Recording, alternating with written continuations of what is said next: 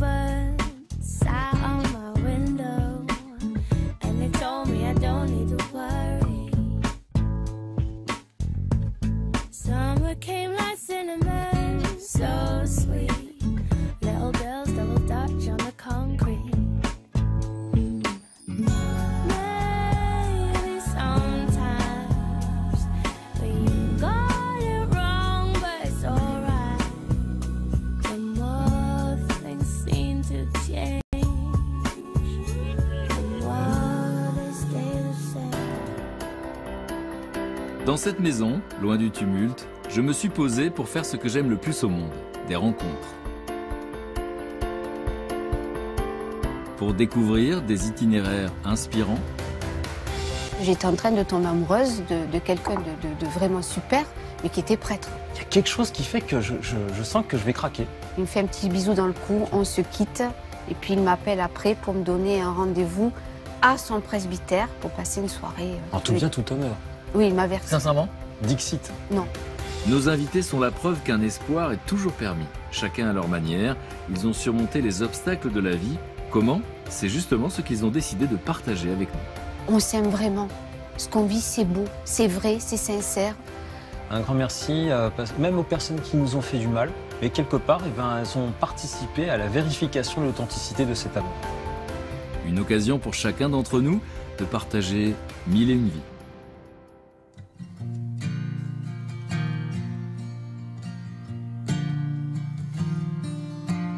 Mais à cet instant précis, j'ignore encore tout des émotions que je vais vivre ce jour-là.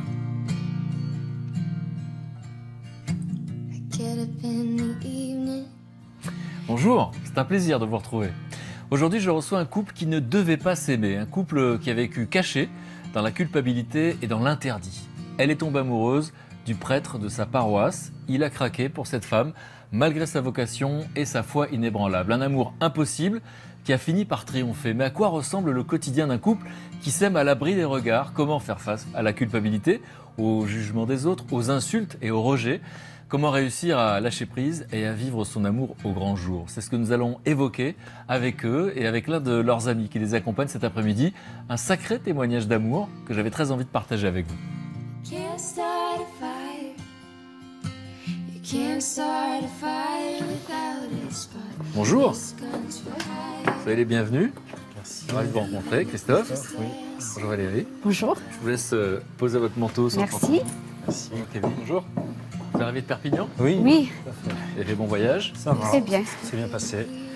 Bon, je suis impatient qu'on raconte votre histoire. Oui. Est-ce qu'on peut dire que c'est une belle histoire d'amour ou une histoire d'amour incroyable? Une histoire d'amour incroyable. Belle histoire, D'accord. incroyable. On va dans le salon. Face, man, I ain't getting nowhere. And I'm just living in a dump like this. There's something happening somewhere. Baby, I just know that there is. You can't start a fire. You can't start a fire without a spark. This gun's for hire. Even if we're just Soyez les bienvenus, je vous laisse vous installer. Kevin, si vous arrivez à boire, il y a des jus de fruits, infusion, thé, café. Waouh. Prenez ce que vous voulez. Ça me gâte. Je suis ravi que vous veniez raconter votre histoire. D'abord, c'est une incroyable histoire d'amour. Est-ce qu'on peut parler de ce qu'on appelle un amour interdit? Oui. Normalement, vous ne devriez pas vous aimer, Non. mais l'amour est plus fort que tout, c'est ça qu'on Oui, va raconter. Tout Ouais. à fait. Et ce qui est fort, c'est que vous en parlez aujourd'hui publiquement, visage découvert, alors que vous avez dû vous aimer caché. Tout à fait. On va voir qu'il y a eu beaucoup d'obstacles. Pourquoi c'est important pour vous de le raconter aujourd'hui? Pour transmettre un message par rapport aux femmes qui vivent actuellement la même chose que moi, C'est-à-dire qu'ils peuvent tomber amoureuses d'un prêtre. d'un prêtre. C'est une source de souffrance? Oui, c'est une très très grande souffrance pour ces femmes-là, donc j'essaie de les aider au maximum. Et je pense que témoigner, mais témoigner dans l'amour, pas dans le regret de quoi que ce soit, dans l'amertume, dans la haine, ça peut leur donner peut-être une petite pointe d'espoir et du courage pour aller au bout de leur histoire en fait. Bon, et vous, Christophe, ça a été compliqué pour vous aussi, puisqu'on va comprendre que vous avez été tiraillé Tout à dans votre fait. existence, vous avez vécu des dilemmes. Quand les êtres humains vivent des dilemmes, ça les révèle. Exactement. Et donc vous, pourquoi c'est important de raconter votre histoire? Le raconter de manière positive, j'y tiens. Et puis aussi parce que j'ai dernièrement, en plus, qui plus est, eu même des encouragements, des gens qui peut-être hier étaient réticents ou regrettaient mon choix de vie, mais qui aujourd'hui m'encouragent dans ce qu'ils appellent eux-mêmes ma nouvelle vocation. Bon. C'est important pour vous de le dire avec le sourire, parce qu'il y a eu des moments sombres. Oui. Il y a eu des larmes, il y a eu des lettres de dénonciation, Tout à il y a fait, eu de la haine. Oui, oui. En gros, il y avait d'autres êtres humains qui s'opposaient Oui, clairement. à votre amour. Oui, tout à fait. Oui. Oui. Et Kevin est un ami, Mm. et vous êtes un témoin de cette histoire. Et vous nous raconterez comment vous avez appris ça, comment vous avez réagi. Vous étiez très jeune d'ailleurs à ce moment-là. Et puis comment vous les avez vus surmonter les obstacles. Beaucoup auraient craqué ou auraient décidé Oui, mais de il ne faire fallait autrement. pas craquer. Il fallait pas craquer. Non. C'est ce que vous allez nous raconter. Voilà. Alors, pour comprendre un petit peu qui vous êtes aujourd'hui et pour comprendre ce qui vous est arrivé et pourquoi vous êtes retrouvé dans cette situation dingue, on va essayer de savoir un petit peu comment vous avez grandi, qui vous étiez enfant. Donc, Valérie, vous grandissez dans quel univers, dans quel milieu, dans quel genre de famille? Alors, moi, j'ai eu un papa artiste, donc un papa un peu absent. Et puis, bon, c'est maman qui gérait plutôt les choses. Une maman assez, un peu, on va dire, un peu rigide, parce qu'elle était seule et qu'il fallait qu'elle tienne 3 enfants. Et quel genre d'enfant ou adolescente vous étiez? Alors, j'ai toujours été quelqu'un de timide, dans son coin, très complexé. Vous étiez complexé de quoi d'ailleurs à l'époque? De mes yeux, parce que j'avais des lunettes, je louchais beaucoup. Christophe, Oui. vous grandissez dans quel milieu familial? C'est très particulier, votre histoire. Alors c'est assez particulier parce qu'en fin de compte, aujourd'hui encore, je ne sais pas qui est mon père. Voilà. Et quand vous êtes enfant, on vous dit quoi? Et alors quand je suis enfant, je suis seul avec ma mère pendant au moins 3-4 ans, grosso modo. Et puis ma mère se marie en 74. Et donc là, j'ai un papa. Je l'appelle papa, voilà, comme n'importe quel petit garçon. Néanmoins, au fond de moi, à mon insu, je dirais presque, j'avais comme le pressentiment que j'avais un autre papa quelque part. Mais on vous dit quelque chose quand même? Non, on me dit rien. C'est seulement après le divorce donc, de mes parents en 79-80. Là, vous avez quel âge? Là, j'avais 9-10 ans. Ouais. Voilà, 9-10 ans. C'est là que ma mère me dit, mais tu sais, en fait, c'est pas ton vrai papa. Voilà. Et elle vous dit que votre vrai père... Alors, elle me dit que mon père naturel donc, serait décédé peu de temps avant ma naissance et que c'est pour ça que je l'ai jamais connu. Quoi. Sauf que vous êtes troublé par une chose, c'est qu'il n'y a pas de traces, il n'y a pas de photos. Voilà, alors ça, c'est bien après. Au début du séminaire, je commence à faire un petit peu de questionnement par rapport à mes origines. Parce qu'en fait, voilà, ma mère est d'origine portugaise et mon père était portugais également. Sauf qu'ils étaient tous les deux étudiants à la Sorbonne à Paris. Et donc, elle fait appel à une amie au Portugal qui travaillait à l'État à l'époque pour faire des recherches. Mais avec si peu d'éléments que c'est impossible de retrouver quoi que ce soit. Pas de date d'anniversaire, pas de nom complet, voilà. Donc il y a un verrouillage au départ. C'est-à-dire, même votre maman n'a pas ces dates? Elle prétend ne pas les avoir. D'accord. Nuance, voilà. D'accord. Et donc du coup, c'est donc bien après, une fois que j'étais prêtre et curé, et que peu de temps avant de rencontrer Valérie, que là je suis dans une période de vraiment de très grand questionnement, de nouveau par rapport à mes origines, et que, comme vous le disiez, effectivement, je remets en question la véracité des propos de ma mère, étant donné le manque d'éléments probants de sa version, et notamment, pas de traces de photos, alors que j'ai des photos de l'époque, hein, de moi ou d'elle, mais pas de ce monsieur. J'en arrive à la conclusion qu'il y a une volonté délibérée de cacher la vérité. Et alors, ce qui est fou, et je fais exprès d'en parler, parce que ce qui est troublant, c'est qu'il vous est arrivé de penser, vous allez me dire à partir de quoi, que finalement votre père naturel était peut-être un prêtre. Je ne suis pas le seul à le penser, même ma famille au Portugal, je sais que mon oncle aîné, peu avant de mourir, a dit c'est tellement caché, tellement verrouillé que ça doit être un homme d'église. Donc c'est quelqu'un qui a fait une supposition. C'est une supposition que je rejoins assez volontiers. Alors évidemment, quand je dis ça à ma mère, voilà, C'est important parce que votre mère a un rôle important dans l'histoire de votre vie, comme tous les parents, parce qu'on va essayer de comprendre comment vous êtes devenu prêtre, pourquoi vous êtes devenu prêtre, quel regard elle porte et elle a porté sur votre relation. J'aime bien votre... et donc, elle vous éduque comment? Alors c'est une maman qui est une mère courage, qui a fait énormément pour m'éduquer et éduquer mon demi-frère, puisqu'il est issu de la deuxième union, mais qui, effectivement, a ce côté de possessivité, on va dire, très fort. On pourrait mettre ça sur le compte de la culture latine, des mamans portugaises, etc. Mais il y a d'autres aspects d'ordre plus personnel et psychologique qui font que elle avance, elle fonctionne de cette manière. Elle n'a jamais dit il faut que tu sois prêtre, mais elle m'a toujours dit depuis que je t'avais dans mon ventre, je t'ai consacré à Dieu. Il faut savoir que ma maman donc a eu aussi une vie religieuse très très forte, au point qu'elle s'était même elle a eu une vie de consacrée en tant que religieuse, et qu'elle n'a pas pu continuer cette vocation. Et elle en a toujours souffert. Elle a toujours culpabilisé de ne pas pouvoir, de ne pas avoir pu continuer cette vocation religieuse. Donc elle se retrouve seule dans les années 70 à Paris avec un enfant sur les bras, et l'homme de sa vie qui n'est plus là. Donc quand je lui annonce donc que je me sens appelé à cette vocation de prêtre, quelque part, c'était comme la continuité de quelque chose qui avait été inachevé. Justement, l'éducation religieuse, parce qu'on va voir que dans votre histoire incroyable, vous vous êtes croisés à l'adolescence. Oui. Mais avant ça, la place de la foi, la place de Dieu, la place de l'Église dans vos vies à l'un et à l'autre. Votre maman faisait le catéchisme. Oui. Ma maman était professeure de catéchisme à l'école où nous étions ensemble. Nous avons eu une éducation catholique. Enfin, nous avons été baptisés, nous avons fait la première communion, communion solennelle, confirmation. On était dans une école catholique. C'est bien le geste qui accompagne. C'est bien le geste qui accompagne. Non, mais c'est vrai. Vous avez même envisagé, imaginé à un moment donné dans votre D'être vie sœur. Vous avez quel âge à ce moment-là? J'avais 14-15 ans. Qu'est-ce qui vous a attiré là-dedans? Le don de soi. Et qu'est-ce qui fait que vous renoncez? Je tombe amoureuse. D'accord. Donc l'amour, c'est intéressant. Oui. Parce que donc on voit qu'il y a la foi et l'amour dans les deux cas. Oui. Et dans votre cas, l'éducation religieuse à quelle place? Pour moi, la foi, c'est quelque chose de l'ordre de l'expérience personnelle depuis tout petit. Je me rappelle encore très bien mes premières prières. Dans mon petit lit avec les barreaux, vous savez, comme quand on est petit, en train de prier pour la conversion du méchant loup.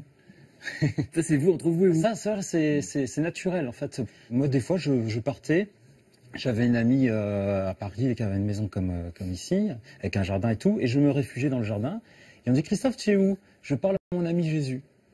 Vous voyez, voilà, pour moi, c'est... Il y a plein d'enfants dans le monde qui ont des amis imaginaires, qui s'appellent Jésus. Voilà. Alors, on a eu une période dans notre vie de famille où, la foi, on était quand même assez éloignés, parce que justement, ma mère s'est mariée à quelqu'un qui, lui, ne la partageait pas, et qui repoussait à chaque fois le mariage religieux, oui, on verra. Et du coup, repoussait aussi mon baptême. J'étais pas baptisé. Je n'étais baptisé qu'à l'âge de 9 ans.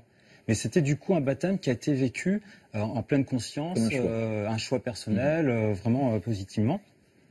Et il n'a pu se réaliser qu'après le divorce finalement. Bon. Voilà. Alors ce qu'il faut, c'est que dans les deux histoires qu'on vient de raconter, pour l'instant, elles ne se passent pas au même endroit dans ce pays, puisque vous êtes dans la région Pyrénées-Orientales, oui.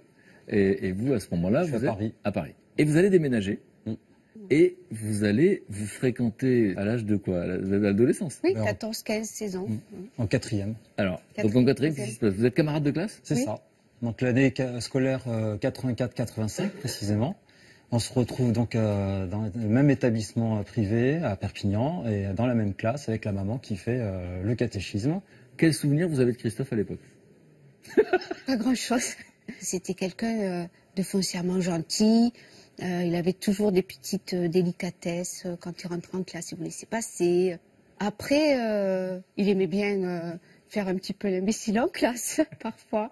Voilà, c'était juste... Un camarade de classe. Oui. Et vous, quel souvenir précis vous avez? Moi, j'ai des souvenirs vraiment précisément justement quelqu'un de discret, dont on entendait à peine le son de la voix, de travailleuse. Mais à nouveau, le dessin va vous reséparer, et là, vous allez construire vos vies. C'est ça. Séparément. Donc, vous allez tomber amoureuse et faire un enfant très jeune. Oui. Mariée très jeune, 19 ans. D'accord. Et vous allez devenir maman. Oui, à très plusieurs tôt. reprises, parce qu'aujourd'hui, vous avez 4 enfants. Oui. Et en ce qui vous concerne, qu'est-ce qui va se passer? Vous allez faire des études de droit. Tout à fait, oui, à la faculté de Perpignan. Donc là, j'obtiens la licence en droit public. Et en fait, je sais pas, j'étais comme pressé intérieurement à répondre à la question « Qu'est-ce que tu vas faire de ta vie ?» Alors la question se posait dans les termes « Est-ce que je vais me marier ?» Vocation au mariage, parce que pour moi c'est une vocation, ou vocation à la prêtrise. Évidemment, à l'époque, si les deux avaient été possibles, je pense que là, la réponse aurait été trouvée de suite, quoi. Donc c'était une question parce qu'il fallait faire un choix. Alors, je me rappelle que pendant des mois et des mois, sur mon bureau, chez moi, j'avais cette phrase tirée du Notre Père, que ta volonté soit faite. J'étais là dans l'attente que Dieu me fasse un signe, qu'il me dise qu'est-ce qu'il attendait de moi, quoi. Et puis ça prenait même des proportions à tel point que je séchais les cours, je passais mon temps à la chapelle, et mon père spirituel me dit hop, hop, hop, hop, on se calme, écoute là, ton devoir d'état c'est tes études, parce que quoi qu'il arrive, il faut que tu ailles ton diplôme. Et ça tu le mets de côté, tu n'y penses plus. Et puis un jour, Dieu te fera signe, te donnera la réponse. Et de fait, j'ai obéi à ça, et c'est quelques mois après, enfin surtout donc l'année de licence, où là, ça m'est apparu comme une évidence intérieure. Alors, j'ai une question quand même préalable. C'est-à-dire, quel genre de jeune vous êtes? Vous êtes à la fac, vous avez une vingtaine d'années. Et est-ce que vous avez des relations avec les filles? Est-ce que, oui, tout à fait, vous êtes... Non, j'ai aucun problème avec... même à un moment donné, j'avais eu le sentiment pour une fille. Bon, voilà. Ça n'a pas été plus loin que ça, parce que vu l'emprise de ma mère, le fait de dire je sors avec une fille, ça aurait été problématique. Donc, de toute façon, dans ma vie de jeune, j'ai souvent eu des sentiments amoureux. Mais je n'ai jamais pu aboutir vraiment parce que je sentais que ça allait être conflictuel avec ma mère par rapport à ça. D'accord, c'était quoi l'idée? C'était pas supportable. Là, on est dans une forme d'archétype. C'était pas supportable pour votre mère que vous aimiez une autre femme. Pas que c'était ridicule, en fait. En soi, c'était ridicule. Qu'est-ce qui était ridicule? C'était l'amour ou le sexe? Les deux. Les deux, parce que il y avait la peur, évidemment, que ça aboutisse, comme la plupart de chez mes camarades, ça aboutisse finalement évidemment à la sexualité. Voilà, donc il y a ça. Il y a chez maman. Mais en quoi votre mère rendait ridicule la sexualité chez un jeune de 20 ans? J'essaie de comprendre, parce que j'ai pas vécu dans ce milieu-là. Mais c'est parce qu'en fait, elle a un rapport à la chose qui est même pas catholique, en fait. Si vous voulez, je pense pas qu'elle ait vécu quelque chose qui soit épanouissant dans le sujet, donc c'est pas important. C'est, à la limite, c'est obligé pour la sauvegarde de l'espèce, mais elle n'appréhende pas le sujet comme on l'appréhende. Moi, j'ai travaillé à l'Institut Jean-Paul II sur le mariage et la famille. On apprend la beauté de la sexualité, la beauté du mariage, la beauté de l'amour conjugal, de la communion des personnes, etc. Eh ben, ça lui faisait peur. Ouais, ça va te donner des idées, etc., etc. C'est une forme de conditionnement, au fond. Sûr, ouais. Et puis, il y a vous, cet appel, cette foi. Et alors, vous allez... C'est quoi le cheminement, finalement? Vous allez, pour être sûr de cette foi? La foi, j'ai toujours su me positionner par rapport à la foi. J'ai toujours été, en tant qu'étudiant, engagé dans les mouvements, toujours été fidèle à cette foi, à la pratique religieuse, etc. Mais c'est par rapport à la question de la vocation sacerdotale, où j'ai été accompagné donc, par l'aumônier de la fac, et puis jusqu'au jour où ça m'était apparu comme une évidence intérieure. Et à partir de là, je suis allé voir l'évêque de l'époque, qui me connaissait depuis assez jeune, depuis que j'étais venu dans la région, en fait. Voilà. Donc là, vous aviez 22 ans, au moment où vous me voyez. Donc je devais avoir, ça, à peu près 22 ans. Je n'avais pas encore effectué le service militaire, 22-23 ans. Donc je vais voir l'évêque à l'époque pour lui dire, voilà, monseigneur, je viens vous voir parce que je veux rentrer au séminaire, je me sens appelé à... Je veux devenir prêtre. Voilà. Et il me dit, oh, ça fait un moment que je le sens. Bon, mais c'est vrai, il venait souvent à la maison, il me voyait comment j'évoluais, il s'était dit, peut-être que lui, voilà. Et donc je sais que je suis sorti de l'évêché à ce jour-là en sautant de joie, j'étais tout content parce que le fait qu'il me dise ça, c'était comme une confirmation. Vous confortez dans votre... Voilà, tout à fait. J'avais prévu à l'époque de faire la maîtrise, mais à partir du moment où dans ma tête, ça y est, j'allais rentrer au séminaire, j'avais plus aucune motivation pour les études de droit. Il y avait le service militaire à effectuer. Il me dit, bon, tu fais ton service militaire, mais tu termines ta licence et tu l'obtiens parce qu'il était très strict là-dessus. Et puis après, voilà, je suis rentré au séminaire à la rentrée 95. D'accord. Et donc, là, ça se passe très naturellement pour vous, tout ça? Oui. Ça demande parce qu'il y a la question de la chasteté, on va en parler, c'est-à-dire c'est naturel à ce moment-là? Il y a le conditionnement familial, dont je n'étais pas conscient à l'époque, puis il y a l'âge en soi qui fait que on se jette à corps perdu dans une cause, quelle qu'elle soit d'ailleurs. Voilà. Et donc, en parallèle de cette histoire, vous faisiez quoi alors?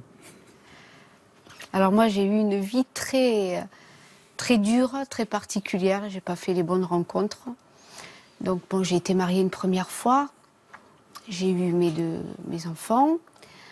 Ensuite, j'ai rencontré une autre personne qui travaillait dans la salle de spectacle de mon papa, où j'ai vécu des choses très dures. C'était un homme qui me frappait, qui m'a abandonnée très vite avec c'est dur d'en parler, avec mes deux petits. Donc, je me suis battue toute seule pendant des années. Donc, j'étais sur scène en permanence. Après, j'en ai... Sur scène parce que vous chantiez? Oui, j'étais chanteuse. Je travaillais dans l'orchestre de mon papa. J'adorais ce métier parce que, quelque part, ça me permettait de de sortir de ma vie, de mon quotidien, et puis d'aller au-delà de mes complexes. Je travaillais dur, parce que j'avais fait le conservatoire, je travaillais dur pour être bien quand même, pour pas faire n'importe quoi. Mais c'était vraiment une passion. Et un exutoire, c'est-à-dire un exutoire, surtout un exutoire. Cette jeune fille timide et complexée C'était était tout sur le scène contraire. devant les autres. Tout le contraire. Et le fait de donner du bonheur comme ça donnait du sens. Ah oui, ça donnait du sens, c'était tout le contraire. Puis j'ai rencontré le papa de mon fils, nous avons vécu 10 ans. On s'entendait plus, on n'avait pas du tout les mêmes centres d'intérêt, mais pour rien. Donc à un moment donné, bon, ça a clashé, puis est arrivé Voilà. C'est important de comprendre le contexte, en fait. Est-ce que dans votre vie d'homme, vous aviez, puisque vous étiez prêtre, on a parlé de la chasteté tout à l'heure, eu des tentations? Parce qu'en fait, encore une fois, pour la majorité des hommes de cette planète, ça paraît compliqué, peut-être des femmes aussi. Et donc c'est une question naturelle, il n'y a pas de jugement, vous imaginez bien. Alors, les premières années de prêtrise, je voulais vraiment que les gens voient en moi le prêtre tel que... L'idéal qu'ils se font. Voilà, l'idéal qu'ils se font, mais surtout l'idéal, même s'ils ne se le font pas, l'idéal qu'on devrait leur porter. Voilà, c'est ça. Surtout que j'étais m'occuper de jeunes à l'époque. Et donc, bien qu'étant avec des jeunes, j'ai pas eu vraiment de tentation. C'est après, quand j'ai été nommé curé, dans la campagne, un peu loin de tout, que là, je me retrouve seul, face à moi-même, encore que ma mère m'a suivi.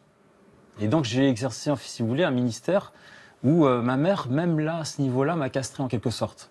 C'est-à-dire que je ne pouvais pas avoir une relation directe avec mes paroissiens sans qu'elle soit là, en train d'interférer. C'était pénible. Jusqu'au jour où j'ai vraiment commencé à, excusez-moi l'expression, j'ai pété les plombs. C'est-à-dire que là, ça s'est très mal passé avec elle et j'étais obligé de lui dire de partir. Voilà. Et elle l'a très mal vécu, ça a été très loin. Et là, j'ai commencé à me poser des questions, à me dire, mais finalement, est-ce que je ne serais pas devenu prêtre pour ma mère, quelque part? Même chez elle, si c'est inconscient, est-ce qu'elle ne m'a pas poussé finalement à, de toute façon, vivre le célibat? Là, vous avez 38 ans quand même. Hein. Voilà. Et j'en arrivais à la conclusion que même si je n'avais pas été croyant, et donc pas prêtre, vu l'expérience que je voyais chez certains amis qui sont laïcs et qui sont toujours célibataires, et à l'âge de 40 ans, on se dit, c'est quand même bizarre. Et quand on regarde leur mère, on trouve l'explication. Pour vous, c'était quoi l'archétype? C'était quoi? C'est la mère castratrice, comme diraient certains psychologues, enfin la mère possessive. Vous voulez dire que même si vous n'aviez pas été prêtre, voilà, même si j'avais pas été... avec cette typologie... Exactement, j'étais persuadé que vous serez célibataire. Je serais célibataire, je serais tombé amoureux d'une femme, parce que ça, j'étais pas handicapé du cœur, mais ça aurait été des amours clandestines. Où à un moment donné, il aurait fallu de toute façon faire un choix, ou casser avec ma mère, ou cacher cette relation, ou même l'avorter. Et je me dis, quelque part, dans ma vie d'homme, il y a quelque chose qui a été confisqué. Et je me rappelle, je crois que c'est une phrase de Cyrulnik, là, le psychologue, qui disait « Mentir à quelqu'un, c'est lui voler son destin ». Pourquoi je pense à cette phrase? C'est en même temps de famille, parce que votre mère, vous avez caché votre origine, votre père, etc. Donc je me dis, une chose, c'est de se dire, fatalement, bon, on ne sait pas qui est mon père, en tout cas il a disparu et on n'a pas de traces, et puis c'est comme ça. Et une autre chose, c'est de se dire, mais si, en fait, on aurait pu savoir qui c'est, mais il y a une volonté de le cacher. Et là, on se sent manipulé. Voilà, exactement. C'est dans ce contexte-là qu'effectivement, vous succombez. Tout à fait, oui. Donc là, c'est quoi? C'est une attirance? C'est une histoire d'amour? C'est bizarre, c'est inconsciemment une volonté de pouvoir vivre quelque chose à moi, dans laquelle ma mère ne peut pas interférer. C'est-à-dire que voilà, le fait que ce soit caché en plus, je me dis enfin j'ai un domaine, j'ai mon jardin secret, quoi. Alors vous allez vous retrouver donc à l'âge adulte, après avoir vécu tout ça, sans vous reconnaître. Exactement. En fait, moi j'avais mes garçons qui étaient en pleine adolescence, donc j'avais un de mes fils qui commençait à partir un petit peu de travers, on va dire. Donc je décide de les mettre chez les scouts comme il adore la nature. Donc je me suis dit c'est une bonne solution. Il y aura un cadre, et puis il va être près de la nature, tout va bien se passer. Mais Christophe était l'aumônier scout et on s'est vu lors d'une tombola pour les scouts. On s'est vu là pour la première fois. On s'est dit bonjour, il est venu, il m'a fait la bise. Alors soutane en soutane noire, avec un panama, des lunettes rondes. Je me rappelle comme si c'était hier, quand je l'ai vu. Un personnage de film. Tout à fait. Pidou, Donc version Camillo. été, quoi. Et je comprenais du coup pourquoi mes fils aimaient être près de lui, aimaient aller à l'église, aimaient partager des moments avec lui. Pourquoi? C'était un prêtre en soutane, mais moderne, près des autres, attentionné, mais tout le temps en train de rire, tout le temps, mais très proche des gens. Bon, vous ne reconnaissez pas le garçon qui était dans votre classe. Mais pas du tout. Et vous, première fois? Moi, je la vois arriver, je dis waouh. Je me rappelle très bien, j'étais assis pas loin derrière les scouts qui étaient en train de faire la tombola, là.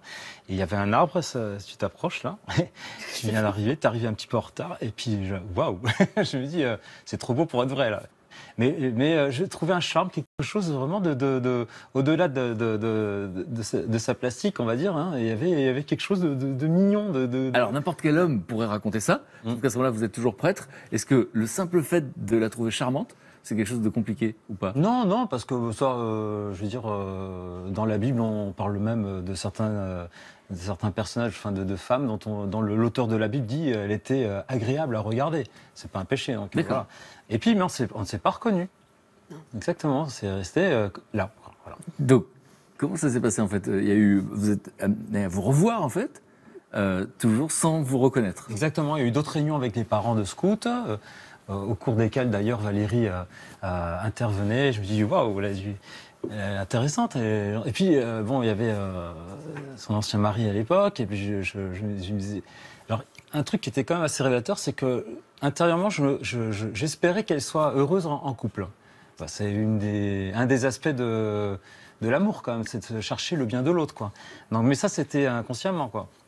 Mais j'avais besoin de sentir ou de me raconter que cette personne était qu'elle bien. méritait d'être heureuse, quoi. Voilà. Bon, on verra plus tard que ça commence à être de l'amour, mais à ce moment-là, c'est de la bienveillance. C'est ça. Et alors, à quel moment vous allez vous reconnaître? Alors, Mais en fait, mon fils, qui faisait du rugby à l'époque, se blesse. Donc ne peut pas participer à un camp scout.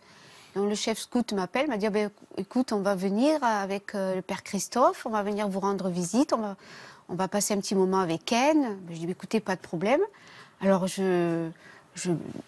comme je savais qu'il venait, je me suis dit bon, je vais quand même leur préparer. Je leur avais préparé un petit repas asiatique. J'avais tout bien préparé. Et puis donc il arrive et je lui dis écoutez, mon père, restez souper avec donc la fameuse chef scout. Et puis tout en discutant, on parlait religion. Vous avez fait votre communion? Oui, j'ai fait ma communion à tel endroit. Mais vous allez à l'école à tel endroit? Moi aussi. Et puis on s'est rendu compte qu'en fait, on avait fait la communion, notre confirmation le même jour, au même lieu. Avec la même école. et qu'on était finalement dans la même classe. Dans la même classe. Vous ressentez quoi à ce moment-là? Parce que c'est une joie. Une joie immense. Parce qu'en fait, il y avait une complicité déjà qui était là, qui ne s'expliquait pas. Toi, tu n'es pas du tout du style à tutoyer, mais tu avais envie de me tutoyer. Et vous vous rappelez quand même d'une phrase qu'il dit ce soir-là? Oui. Ah oui. Alors après, lui dire c'est ma petite Valérie. Il m'a dit t'es vachement. Comment elle t'a dit ça? T'es vachement bien foutu pour ton âge. Ouais, pour ton âge. Le prêtre en soutane. En Et je lui dis, et d'ailleurs, la preuve que c'est objectif, c'est que c'est un prêtre qui te le dit, donc c'est pas par intérêt.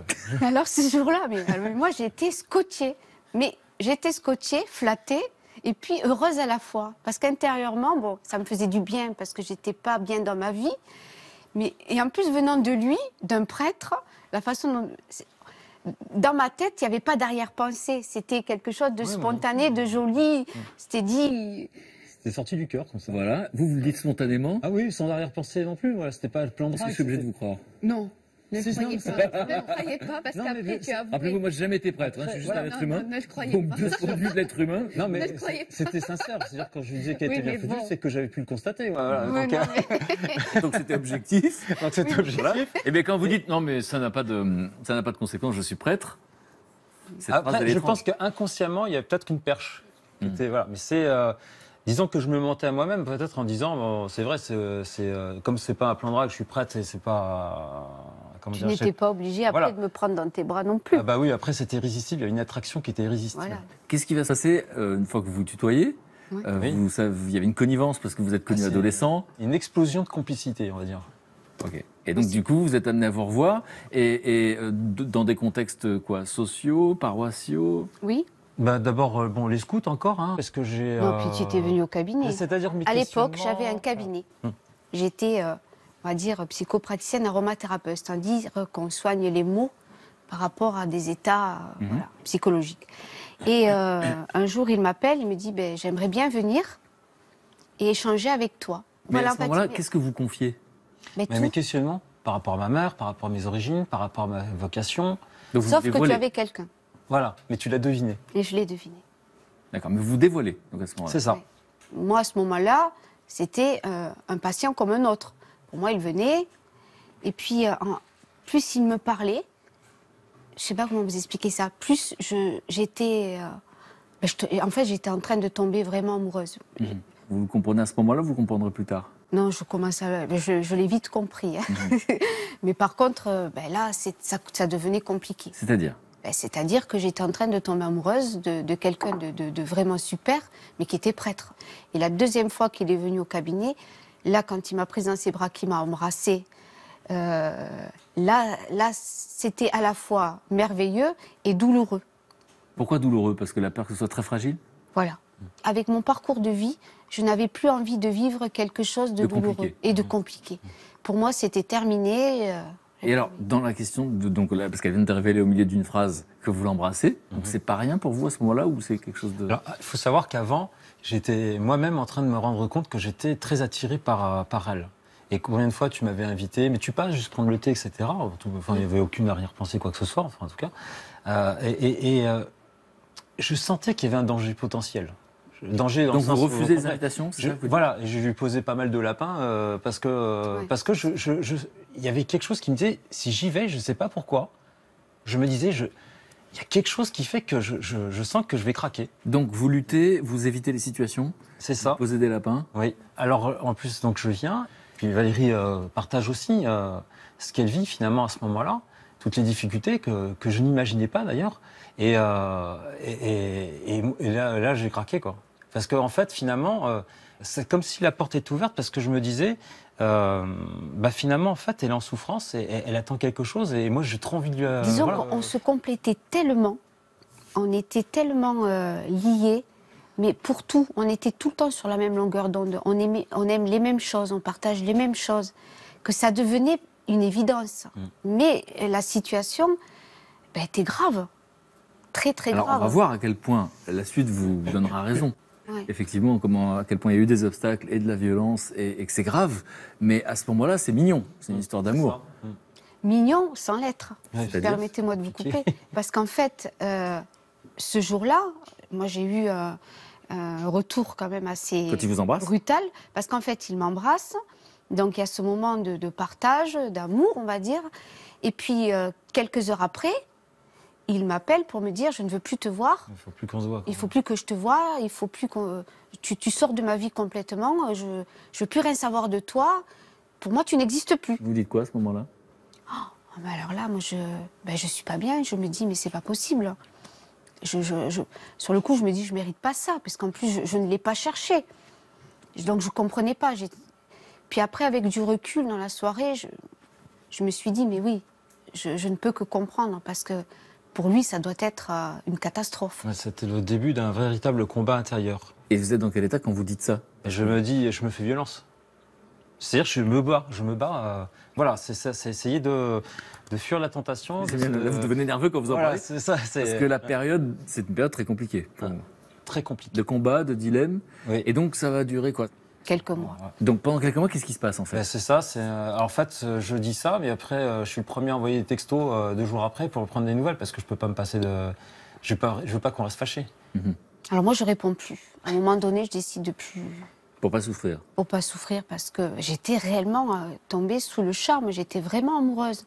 Mais j'avais pris cette décision-là. C'était clair et net. Voilà, c'était terminé. Et moi, par contre, j'étais dans ce oui, non. Et en même temps, quand je pensais à Valérie, je pensais en termes, est-ce que c'est la femme de ma vie?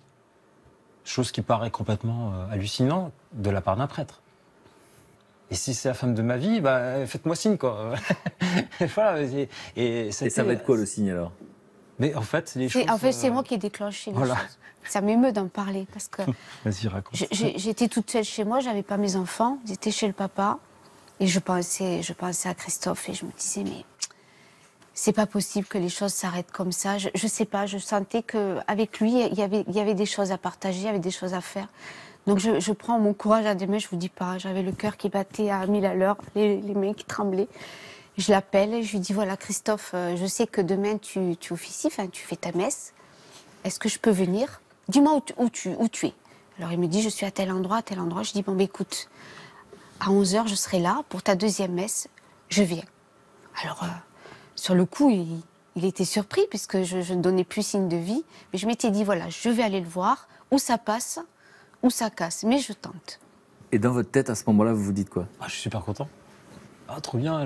À tel point que quand, au début de la messe, là, je passe mon temps à regarder comme ça. Là, non, mais elle n'est pas là, qu'est-ce qui se passe? Puis jusqu'au moment où elle arrive finalement. Là, c'est une scène de film. Ah, c'est une scène de film. Oui, parce qu'en plus, comme elle arrive un peu en retard, tous les bancs du fond, vous savez, dans les églises, les gens occupent toujours le banc du fond. Et donc, elle est obligée d'avancer. Alors en plus, une assemblée plutôt de cheveux blancs. Et une jolie pépette qui rentre, clac, clac, clac. Alors, Clac, clac, clac, c'est des talons. Parce qu'en fait, je m'étais trompée d'église. Il y a à Vernay-les-Bains, il y a 2 églises, une en bas et une tout en haut.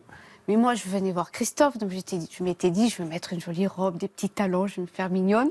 Comme ça, bon, je tentais le tout pour le tout. Je m'étais dit, on va voir.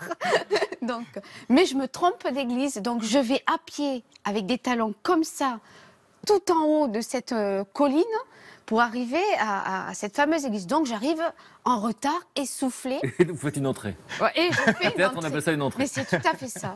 Donc les talons clac, clac, clac, tout le monde qui se tournait. Je ne savais pas du tout où m'installer. Je trouve une petite place près de la chorale et pas loin de la sacristie, en fait, là où il devait sortir. Et donc je m'installe, je me mets toute seule dans mon coin. Je me suis dit, bon, ça va, on t'a vu, ça suffit. Et je suis la messe. Je vois qu'il me cherche. Je vois que quand il remarque que je suis là, je le sens heureux. Donc là, je commence à me dire... Vous apaisez un peu. Voilà, je m'apaise un peu. Je me dis, bon, il est content de te voir, c'est bon signe. On verra par la suite. Voilà. La suite. La suite, bon, fin de messe, sortie à la sortie de l'église, donc on salue les paroissiens, bon dimanche, pas à fin. Et puis Valérie passe, bon dimanche. Je m'en vais, je descends toute seule et je me dis c'est fichu. Dans ma tête, je me dis c'est perdu, c'est fichu. Alors j'étais triste. Et puis tout d'un coup, je vois Don Camillo qui court. Il est en soutane. En soutane. Il avait toujours des Rangers dessous. Alors je vous dis pas, j'entends les frottements de la soutane. Il court vers ma voiture, il toque à la fenêtre. Il me dit non, ne pars pas comme ça. Laisse-moi le temps de me changer, on mange ensemble, il faut qu'on parle. Et voilà. Donc là, dans votre tête, quand vous dites ça, vous savez que c'est l'heure de vérité, il faut se parler. Oui, je peux pas la laisser partir comme ça, c'est pas possible, quoi. Faut qu'on va au restaurant ensemble, dans un petit restaurant dans la ville à côté, et puis on... Mais là, on échange, en fait, on met au point les choses. Et puis moi, je lui explique que de toute façon, si cette histoire, elle doit avoir lieu, il faut qu'elle ait lieu. Moi, j'étais prête à être la femme cachée, j'étais prête à vivre les choses, mais il fallait que, voilà, qu'on aille au bout. Donc, il dit rien, il me fait un petit bisou dans le cou, on se quitte, et puis il m'appelle après pour me donner un rendez-vous à son presbytère pour passer une soirée. En tout bien, tout honneur. Oui, il m'avertit. Sincèrement? Dixit. Non. C'est-à-dire qu'intellectuellement, c'est en tout bien, tout honneur. Mais bon, je fais quand même un peu plus de ménage, je change les draps du lit, etc. Donc c'est une date importante pour vous. C'est une date importante puisqu'on la célèbre chaque mois. C'est-à-dire le 27 mai. Le 27 mai 2011. Et tous les 27 du mois, donc on se fait un petit cadeau. En tout cas, voilà, on se fait... Ça fait 6 ans voilà. et on a toujours gardé cette... C'est votre première nuit d'amour. C'est ça. Oui. Donc vous êtes prêts tous les deux à vivre une histoire secrète. Oui. C'est ce que vous allez faire pendant presque un an. Hein. Oui. Ouais. Et donc ça consiste en quoi, une histoire secrète? Je me rends pas compte, c'est un village. Donc dans un village, tout le monde s'intéresse à tout le monde. Oui. Donc comment on fait pour se cacher, en fait, concrètement? Mais disons que moi, je le rejoignais au presbytère, je me cachais carrément presque sous les sièges jusqu'à qu'on soit rentré dans le petit jardin et presque jusqu'à devant la porte, on va dire. Hein. Donc ça, c'était assez... au début, ça me faisait rire, mais bon, après, ça devenait un peu plus compliqué. Et lui, en fait, il se déshabillait sous un pont avant d'arriver chez moi. Il roulait la soutane sous une grosse doudoune noire. Et quand il arrivait, il déballait tout. Alors vous ressentez quoi à ce moment-là? Parce que est-ce que ça met du piquant? Ça met du piquant. Parce qu'on sait que plus il y a de forces antagonistes, plus il y a d'interdits et plus l'histoire est forte, parce qu'au moins on est obligé de choisir à chaque fois. C'est vrai. À ce moment-là, donc, c'est une histoire d'amour cachée. On est dans une bulle, en fait. Vous êtes dans votre bulle. Donc ça veut dire que le reste du monde n'existe pas. Voilà. En fait, on ne se préoccupe pas On est dans un rêve. de ce qui peut se passer à côté. Mais après, quand on a commencé vraiment à prendre conscience du regard de l'autre, des petites choses qui se disaient à droite à gauche. C'est-à-dire qu'il a commencé à y avoir des rumeurs, c'est ça? Voilà. Alors on va voir comment ça va s'empirer. Mais auparavant, qui est dans la confidence? C'est-à-dire qu'au fond, cette relation cachée, vous avez des enfants qui sont adolescents à ce moment-là, vous leur expliquez quoi? Je leur ai dit. En fait, ils appréciaient beaucoup Christophe et puis ils étaient ravis de cette relation. Ils m'ont dit donc il ne faut pas en parler. Je lui ai dit non. Si tu t'avais dit déjà. Et il m'a dit de toute façon ou c'est lui ou c'est personne. Donc c'était clair. Mais là où ça a été le plus compliqué, c'est pour le petit. Qui avait quel âge à ce moment-là? Qui avait 5 ans et demi, 6 ans, qui allait au catéchisme au village et à qui on a commencé à poser des questions. À un gamin de 5 ans? Voilà. Et lui, tout naturellement, bien sûr. On m'appelait tonton Christophe à l'époque. Oui, tonton Christophe vient à la maison, vient voir maman, et ils sont amoureux. Donc j'ai dû aller voir le professeur de catéchisme de l'époque, prendre mon courage à deux mains, lui dire, oui, voilà, je suis avec le père Christophe, nous vivons une relation cachée, mais si vous êtes celle que vous dites être, ben vous saurez garder le secret. Et elle l'a gardé. Et elle a gardé le secret. Donc vous affrontez les situations. Hein. Oui. Et dans votre cas, est-ce que vous êtes en mesure d'en parler à qui que ce soit? Alors moi, à l'époque, j'ai fait rentrer Valérie au conseil paroissial. Elle s'entendait très bien avec tout le monde l'adorait. Et donc, à partir de là, comme les gens appréciaient beaucoup Valérie, quelques personnes proches déjà, en tant que paroissien, ont été dans la confidence. Et comme c'était des gens qui étaient ouverts, donc on a vécu ça sous leur regard bienveillant. Et vos parents? Votre mère, votre mère? Alors là, moi, ça a été compliqué. Parce qu'en fait, ma maman se doutait, parce que je lui avais dit que j'avais revu Christophe, elle se souvenait très bien de lui. Et quelque part, j'avais besoin aussi qu'ils soient d'accord avec cette relation. Vous aviez besoin de leur approbation? Oui, j'avais vraiment besoin de leur approbation. Donc, quand je l'ai annoncé à mon papa, bon, pas de problème. Quand je l'ai annoncé à ma mère, qui est une femme, et qui connaît très bien mon parcours, m'a dit, mais t'es une idiote, ma fille. Franchement, tu vas être la femme cachée, tu t'as pas assez souffert, tu vas encore souffrir. Elle me dit, c'est vraiment n'importe quoi. Elle m'a dit, quittera jamais. Mais, la vocation. Oui, mais attendez, parce que ma mère est astrologue. Et quand j'étais en pleine séparation, elle m'avait dit, tu vas rencontrer un homme qui sera très religieux et avec qui tu vas faire ta vie. C'est presque une prédiction. Et alors, quand je lui ai dit, elle me dit, ben voilà l'homme religieux. Elle me dit, mais bon, fais attention. Et je vous pose la question, même si je suppose la réponse, mais pendant cette période, vous en parlez à votre mère? Moi? Ah non. Elle n'a su la chose que quand elle a su que j'arrêtais. Et puis, le reste du monde va intervenir dans cette histoire. Et donc, ça commence par quoi? C'est une lettre de dénonciation. Alors, ça a commencé, en fait, par des petits mots anonymes qu'on me laissait sous la porte de mon cabinet, en me disant qu'il fallait que j'arrête ma relation avec Christophe. Il y a même des personnes qui étaient prêtes à faire la grève de la faim pour que je le laisse. Qu'est-ce qu'on ressent à ce moment-là? J'ai de la colère et j'ai du chagrin, en fait. Et de la culpabilité. Parce que là, en fait...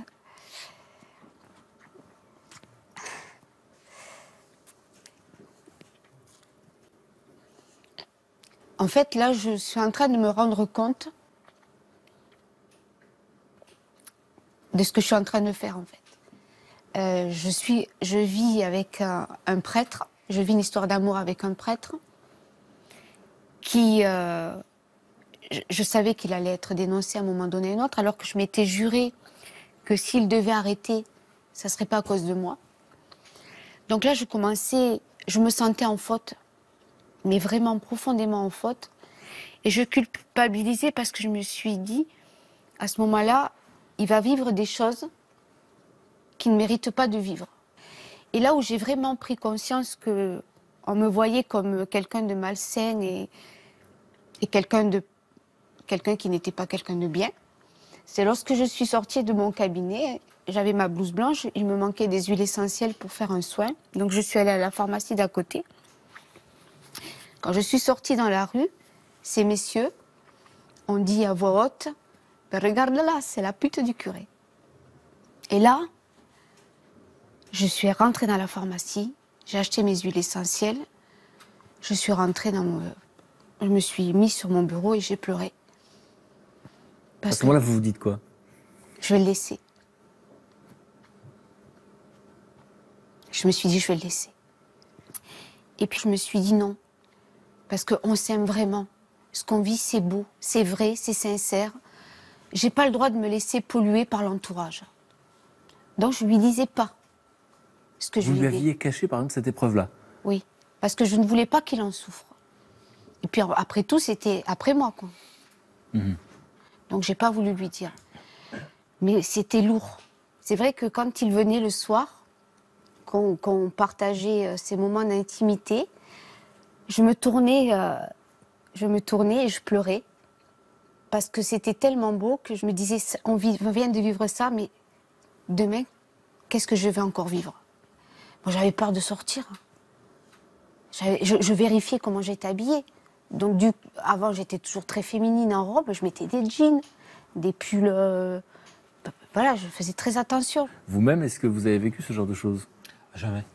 En fait, c'est dans cette configuration, ce sont toujours les femmes qui souffrent le plus. Parce que les gens ont des théories diverses et variées sur la question du célibat, et beaucoup disent oui, il faudrait peut-être changer la règle, etc. Après, quand c'est leur curé qui doit partir, là, ça change la donne. Mais ce qui nous a le plus étonné, c'est que les insultes que subissait Valérie dans la rue venaient de gens qui mettaient jamais un pied à l'église, si ce n'est que pour les enterrements du copain, quoi.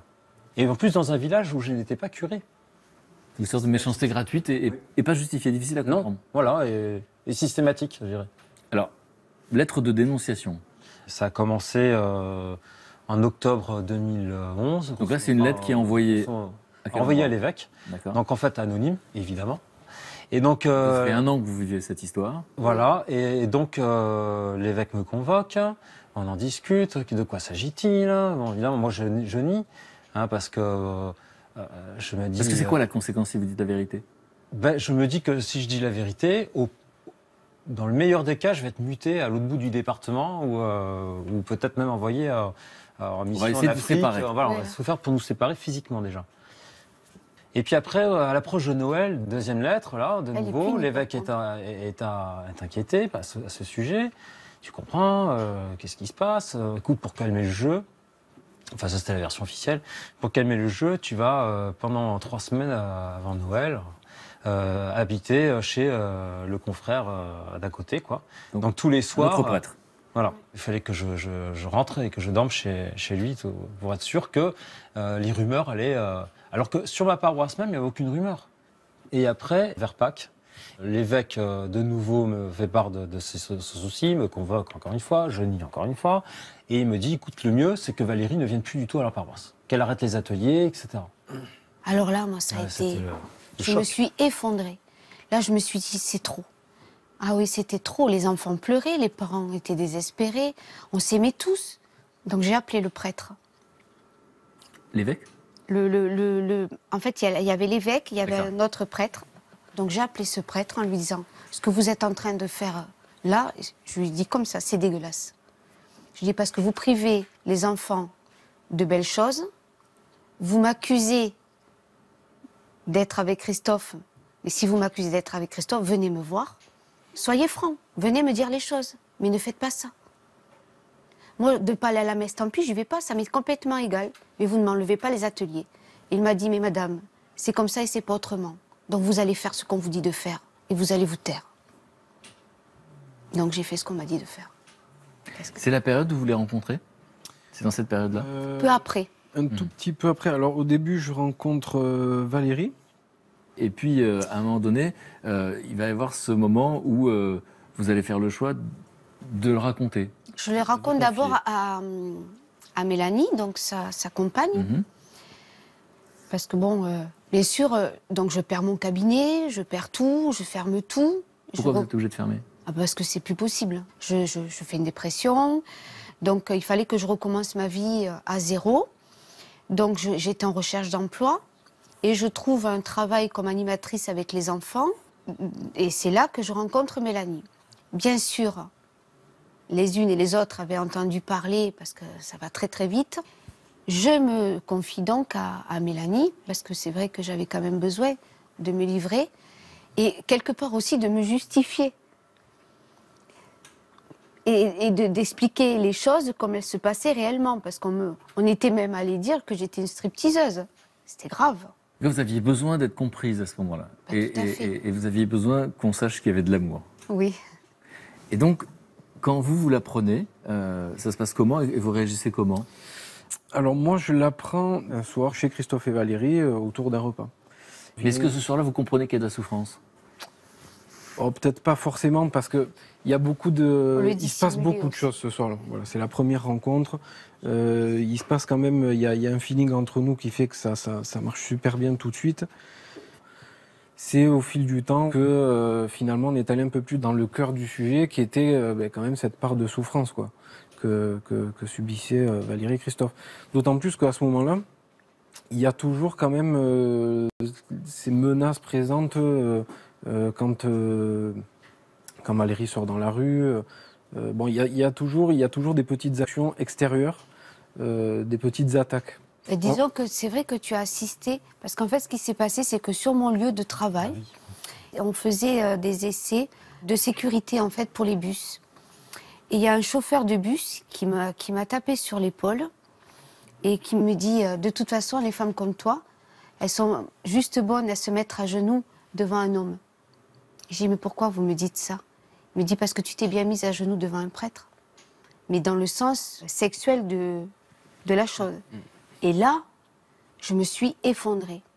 Et Kevin, justement, a vécu ça avec nous. Vous êtes choqué à ce moment-là? Oui, parce que dans ma tête, le Valérie Christophe, alors est-ce que c'est parce que j'ai pas été dans la confidence auparavant, j'ai pas été dans le secret, mais c'est un couple normal. Par contre, je suis choqué surtout par la violence des propos et de tout ce qui va, voilà, de tout ce qu'ils vont subir, quoi. Donc il y a beaucoup de violence. Au début, c'est une rumeur, ensuite des lettres anonymes, ensuite des lettres de dénonciation, ensuite des insultes, du dénigrement, jusqu'à ce que vous soyez révoqué. Voilà, c'était donc un mardi 8 mai 2012, donc rendez-vous avec l'évêque. Oui, lettres anonymes. Je lui dis, mais les lettres anonymes, ça fait un moment que vous m'en parlez, je ne les ai jamais vues. Et je suis en droit de les voir, de les lire moi-même. Non, pas du tout, il est hors de question. Bon, alors il me l'a lu lui-même, mais je n'ai pas vu la lettre. Alors ce qui était écrit dans la lettre, c'était la chose suivante. Monseigneur, vous savez que l'abbé Christophe et Valérie, etc., nous en avons les preuves, nous pouvons vous les porter si vous le désirez. Si vous ne faites rien, c'est que vous cautionnez l'abbé Christophe, et si vous le cautionnez, nous en référons à Rome. L'évêque me dit, tu comprends, je suis obligé de faire quelque chose, sinon on va dire que je fais rien. Quand j'ai vu sa peur, je dirais même sa paralysie devant cette peur du qu'en dira-t-on par rapport à lui, évêque, là j'ai avoué. J'ai avoué, j'ai raconté, voilà, c'est comme une décharge, hein, c'est tout qui parle. Hein. C'est comme une soupape, comme la cocotte minute. C'est une soupape, ouais, tout à fait. Il y a eu beaucoup de pression au fond. Et il m'a dit, pourquoi tu me l'as pas dit dès le départ? Mais parce que j'ai jamais été seul avec vous, comme un fils avec son père, quoi. Et conclusion, j'arrête. C'est vous qui le dites ou c'est lui? Je lui dis, mais en imaginant qu'il me dit, oh non, pas question, enfin tu n'y penses pas, t'es prête pour l'éternité. Sauf que c'est pas ça qu'il fait. Et non, il prend acte, il a un peu la petite larme à l'œil, et puis voilà. Et vous dites voilà parce que c'est la fin d'une vie pour vous. C'est la fin. Et je me rappelle donc sortir de cette réunion. Vous êtes sonné? C'est complètement, ouais, sonné, c'est surréaliste. Donc voilà, donc je quitte donc l'évêque, j'appelle de suite Valérie qui se faisait un sang d'encre, savoir qu'est-ce qui va se passer. Vous vous demandez ce qui va se passer dans cette réunion. Ah oui, qu'est-ce qui va se passer? J'étais, mais alors. Hein. Et là, j'ai tellement pleuré, enfin, j'étais obligé d'arrêter de conduire. Donc je lui annonce, et là j'ai toutes les larmes de mon corps qui sortent, quoi. Vous ressentez quoi à ce moment-là? En même temps, comme une sorte de libération, parce qu'enfin la chose va se vivre au grand jour. Ne serait-ce que pouvoir se tenir la main dans la rue, aux yeux de tout le monde, sans complexe. Voilà, donc ça c'est une perspective réjouissante. Voilà. Et les larmes, elles s'expliquent comment? Et les larmes, c'est par rapport à l'énormité de la décision en soi et le bouleversement, la révolution par rapport même au regard des gens, enfin de tous ceux qui ont cru en moi, qui m'ont suivi, à tous les jeunes que j'ai accompagnés. La peur de décevoir. Oui. Ah oui. Parce que moi je le sais, comment on réagit quand il y a un confrère qui arrête. C'est toujours avec peine qu'on l'apprend. Il y a eu un épisode aussi quand même, c'est votre dernière messe, j'imagine. Oh là là, c'est surtout la messe de la première communion du petit dernier, voilà, qui tenait à tout prix à la recevoir de mes mains. Donc voilà, c'était le moment ou jamais. Et donc un moment émouvant, j'imagine. Très, très émouvant à tout point de vue. Moi, j'ai passé toute ma messe à essayer de me retenir de pleurer. Parce que vous imaginez, au fur et à mesure que vous célébrez, vous êtes en train de vous dire, c'est la dernière fois que tu célèbres officiellement la messe, c'est la dernière fois que voilà, ces gens tu les verras plus. Et alors qu'en plus à la fin, au moment du chant final, là c'est, en sachant qu'en plus le lendemain, j'avais pour le 13 mai, qui est une date importante puisque c'est une date anniversaire des apparitions de Notre-Dame de Fatima au Portugal. Et j'avais décidé, bien avant de savoir que j'allais arrêter, j'avais décidé de réunir toutes mes paroisses, j'en avais comme une vingtaine, pour célébrer tous ensemble, de manière conviviale, cette grande messe du 13 mai. Arrive le 13 mai, donc le dimanche, les gens voient un prêtre arriver, pas moi. Lecture d'un communiqué de l'évêque. Moi, évêque j'ai décidé que l'abbé Christophe n'était plus en mesure d'assurer son ministère. Donc voilà. Et les gens, ils ont pris, comme me l'ont dit certains, une poutre dans la figure. Ils sont sortis de la messe en pleurant, sans savoir pourquoi. Et même certains se sont imaginés le pire. Puisqu'en fait, l'évêque s'était persuadé que tout le monde était au courant qu'il y avait un scandale public. Il n'a pas motivé son décret, enfin sa décision. Et donc du coup, les gens se sont imaginés le pire parce qu'ils se sont dit, il part du jour au lendemain. Sans nous dire au revoir, parce que j'avais interdiction de dire une messe d'adieu, au cours de laquelle j'aurais dit, expliquer les choses et dire au revoir. Sans qu'on sache pourquoi, ben il a touché un gosse ou il a piqué dans la caisse.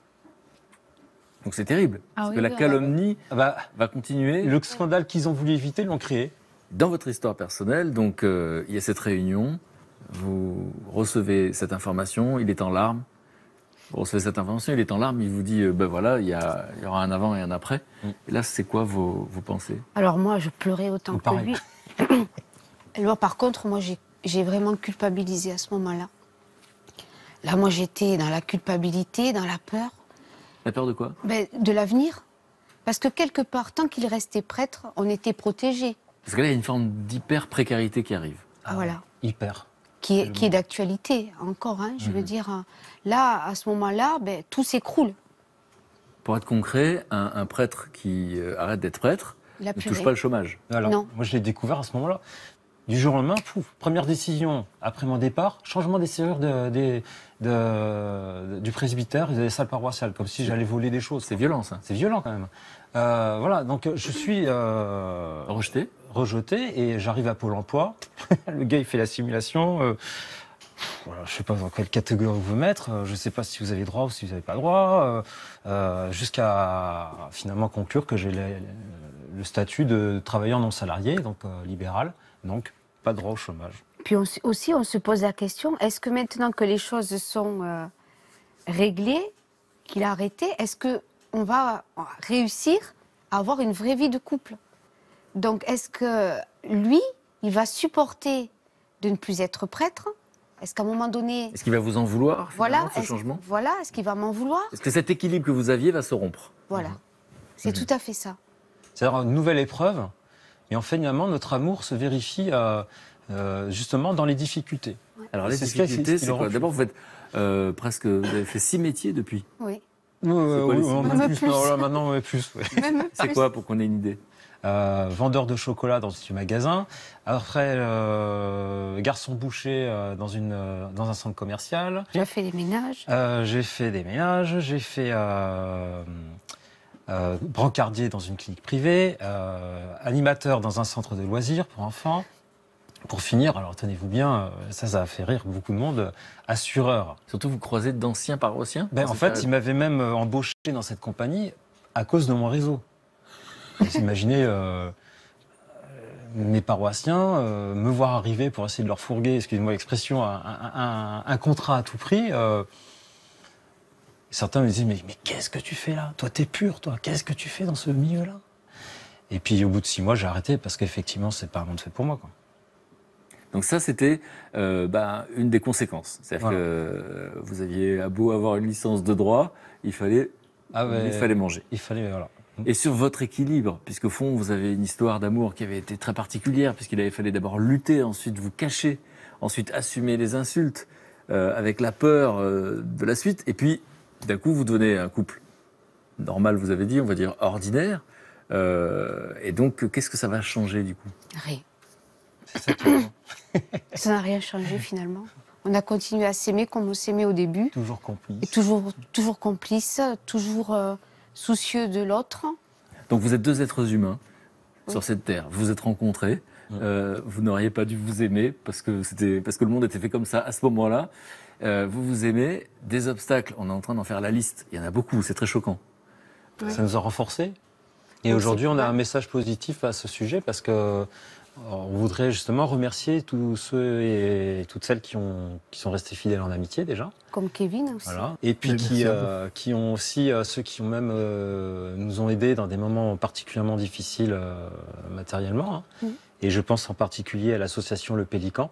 C'est un prêtre et une mère de famille qui ont fondé ça. C'est une association qui est un petit peu la main tendue de l'Église, une sorte de manifestation de sa miséricorde par rapport à ses frères prêtres qui ont arrêté sans jugement, quoi, hein. Ou même des prêtres qui sont encore en exercice mais qui sont en difficulté financière. Et donc cette association, heureusement qu'elle a été là. On serait sous les ponts. On serait sous les ponts à l'heure actuelle. Quoi. Par amour.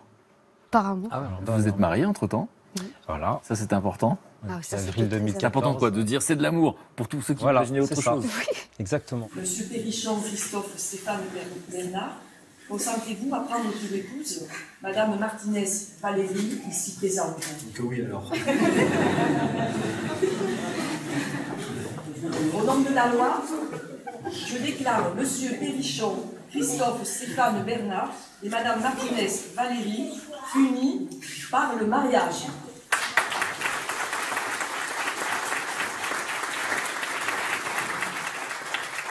Mais il fallait qu'il y ait l'alliance qui symbolise cet amour, ce mariage. Donc, mariage à la mairie. Oui. Oui. Oui. Oui, parce que... Parce qu'en fait, c'est une question que je vous pose, mais la réponse c'est quoi? C'est qu'en fait, vous n'avez pas le droit de vous marier à l'église. Si vous voulez, pour l'instant, moi, j'ai pas... Malgré tous les services rendus.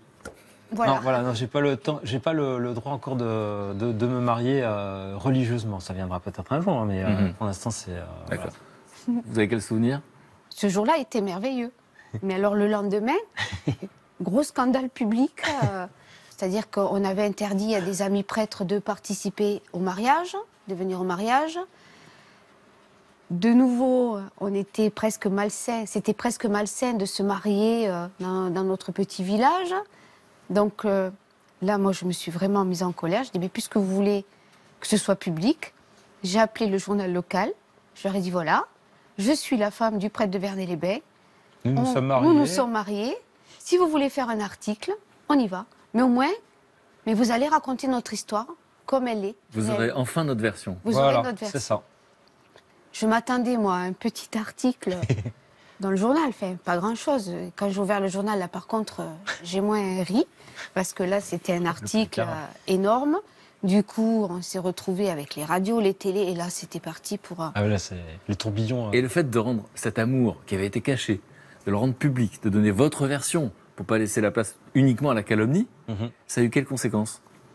Ça, finalement... Ça a eu au début de très mauvaises répercussions, parce qu'on a dit qu'en fait, on profitait de cette histoire pour se servir des médias, se mettre en avant. Bon, ça se sont Vous avez compris que les gens étaient indécrottables, quoi que vous fassiez. Voilà, il reste y avait ceux qui avaient choisi d'être dans la haine et la malveillance. Quoi qu'on fasse, quoi qu'on dise. Mais par contre, pour d'autres personnes, on a eu des petits mots gentils, des personnes qui ont voulu nous aider. Et puis, ça m'a permis de rencontrer des femmes qui vivaient la même chose que moi, parce qu'elles se sont senties en confiance et m'ont demandé de l'aide. Et ça, Ça donne du sens? Ça donne du sens à cette histoire aussi. On a eu aussi le revirement d'attitude d'un prêtre qui avait été, bon, évidemment, très négatif par rapport à tout ça. Et qui est venu demander pardon à Valérie et puis qui nous a dit de toute façon maintenant les gens ils n'ont plus rien à dire, vous êtes mariés, et qui a eu le courage en chair dans ses paroisses en tout cas de se dire bon, Christophe et Valérie il faut les accueillir comme n'importe quel autre chrétien, on n'a pas à les juger, etc., etc. Donc il a engagé ses paroissiens à respecter cette règle qu'il leur a laissée, quoi. Bon, là on est dans un dénouement magnifique, parce que vous avez fait le choix de ne plus vous préoccuper de ceux qui avaient un avis et qui vous le donnaient sans que vous le demandiez. Et je vous pose la question de votre maman. Alors ma mère, voilà, il faut revenir à ma mère. Il s'avère que ça a été très très très très douloureux. Il s'avère que c'est une décision de vie qu'elle n'accepte toujours pas. Elle nourrit le secret espoir que je reprenne le ministère sacerdotal. Voilà. Je ne la juge pas, parce que je connais son parcours de vie. J'accepte la situation et je lui en veux pas. Qu'est-ce que vous aimeriez qu'on retienne de votre histoire? L'amour est plus fort que tout. Un grand merci. Un grand merci, même aux personnes qui nous ont fait du mal, même si sur le coup ça fait objectivement mal, mais quelque part, elles ont participé à la vérification de l'authenticité de cet amour. En fait, je ne pouvais pas espérer une plus belle preuve d'amour que celle que m'a donnée Christophe en arrêtant, parce que je sais à quel point ça a été compliqué. Et je m'interdis de le rendre malheureux, parce que ce que nous vivons, c'est tellement beau que je le souhaite à tout le monde. Malgré les embûches, c'est pas grave. C'est une belle histoire. On se quitte pas, parce qu'on va rester ensemble un moment. Vous m'avez présenté quelqu'un d'important pour vous. Et je voudrais à mon tour vous présenter des gens importants pour moi. Je les appelle mes amis dénicheurs. En fait, ils sont très très intéressés par toutes les initiatives qui sont prises ici ou là, qui sont positives. Et là, vous allez voir qu'on va parler de l'Église et surtout des églises. Parce qu'il y a des gens qui s'intéressent de très très près et qui peuvent en faire des très très belles choses. Et d'ailleurs, je les vois arriver. Luc, Brigitte et Charlotte. Salut les camarades, je vous laisse vous installer. Charlotte, aujourd'hui tu vas nous parler de quoi? Alors moi je vais vous parler des édifices catholiques de France. Donc, il y en a combien? Vous savez combien il y en a en France? Bon, il y a 36 000 communes, il y a un peu plus d'églises que de communes? Oui, environ 50 000 édifices catholiques en France, donc ça inclut les églises, les cathédrales. Et sachez qu'aujourd'hui, 10 000 sont menacés de disparaître. Et donc du coup, moi je vais vous parler d'initiatives qui pourraient en sauver quelques-unes. Mon camarade Luc, tu vas parler de quoi aujourd'hui? Alors je vais vous parler d'un Espagnol qui est exceptionnel. Cet homme, en fait, il a décidé depuis le début des années 60 de construire de ses propres mains tout seul une cathédrale. Ah oui, on connaît. Vous le connaissez? Oui, on connaît. On a entendu parler, on a vu. Il n'est pas tout jeune en plus. Mais Voilà, exactement. Alors, de ses propres mains, autodidacte, il n'a aucune formation, d'accord, depuis plus de 50 ans. Eh bien, tous les jours, il se lève pour construire sa cathédrale et il a une particularité, c'est qu'il n'est pas tout jeune, il a 91 ans. Oui, oui. Oh non! Et si Oui, oui. Bon, vous connaissez Brigitte? Oui. Aujourd'hui, tu vas nous parler de quoi? Alors moi je vais vous parler aujourd'hui d'un passionné passionnant. Il s'appelle Reynald Secher. C'est un monsieur qui a 61 ans maintenant et qui déjà tout petit s'est intéressé aux sites archéologiques, merci. Et un jour, il se promène dans la campagne, à côté de chez lui, avec un ami de sa grand-mère. Et ce monsieur lui montre une ruine. Il est complètement séduit. Il se dit, il faut que j'en fasse quelque chose. Personne n'en veut parce qu'ils n'ont pas d'argent pour la restaurer. Ah oui. Donc, qu'est-ce qu'il fait? Il se dit, je vais le faire moi-même. Alors, tout le monde le prend pour un dingue, hein, parce que c'est pas possible. Il y a du boulot, hein, ça se voit. Il y a du boulot. Alors, ils fondent une association qui s'appelle Mémoire du futur. À partir depuis 1993, tous les ans pendant un mois, il restaure cette maison avec des bénévoles, cette chapelle, pardon. Donc il arrive à entraîner des gens dans son fantasme. Oui, on va peut-être voir un petit reportage de Samantha Petit. Un petit reportage de Samantha Petit. Oui. Faites attention.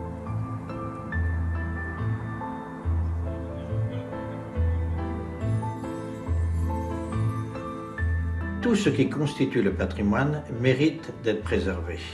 Et c'est pour cela qu'il faut se battre pour empêcher non seulement sa destruction, mais stimuler sa restauration, voire sa reconstruction.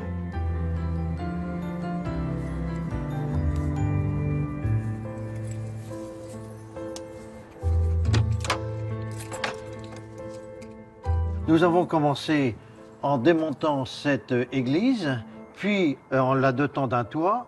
Ensuite, on a fait la sacristie, ce qui nous a demandé 3-4 ans. Ensuite, tous les murs périphériques qui nous ont demandé 5-6 ans. La salle des généraux avec ses arches, puis ensuite le cloître. À l'heure actuelle, ce chantier a duré 23 ans. Chaque année, nous donnons donc un mois de notre temps. Et je rappelle pour tout ce qui est outil avec des manches, l'idéal c'est de l'appuyer contre les murs.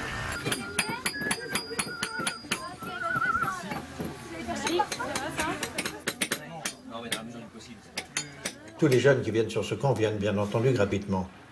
Je voulais montrer que la restauration pouvait être le résultat de dons, comme les pelles données par un directeur de BTP, dont des pierres, des habitants qui sont venus nous les apporter avec des brouettes, d'autres avec des tracteurs. Et en fait, c'est grâce à cette générosité qu'on a pu avoir ce résultat. Et on a pu reconstruire à l'identique, je dirais presque au millimètre près.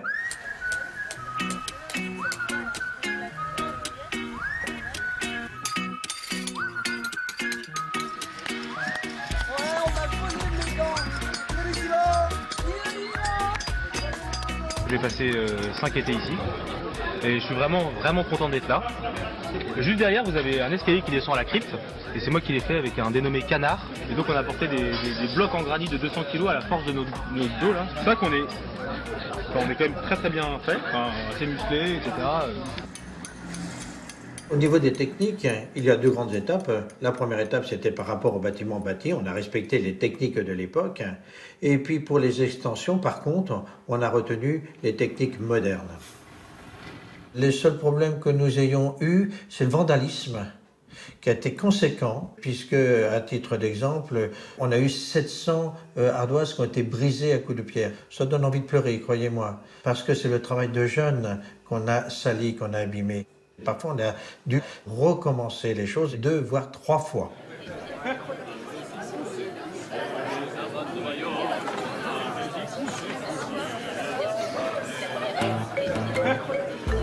Pour qu'un chantier comme ça puisse durer dans le temps, il faut une bonne ambiance. C'est-à-dire beaucoup de rigolade, beaucoup de joie. Et je pense qu'un élément transcendant, c'est le chant. Et en fait, ce sont des cants chantés.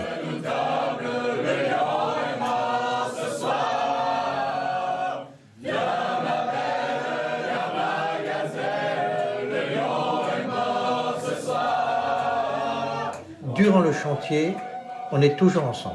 Et ça, c'est très important parce que c'est là où se créent les amitiés, les rencontres.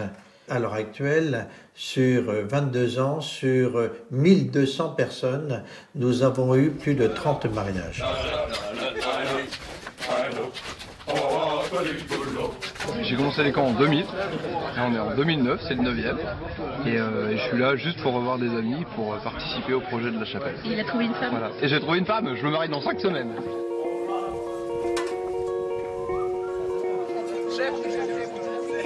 La restauration de la chapelle est un challenge, donc ça a été une passion pour moi. Et ça m'a vraiment passionné. C'est de voir ce que nous avons réussi à faire. Je suis vraiment très heureux, quoi. Je suis très fier de mes gars, oui, ça c'est sûr. Ils ont de quoi être fiers et nous avons de quoi être fiers d'eux.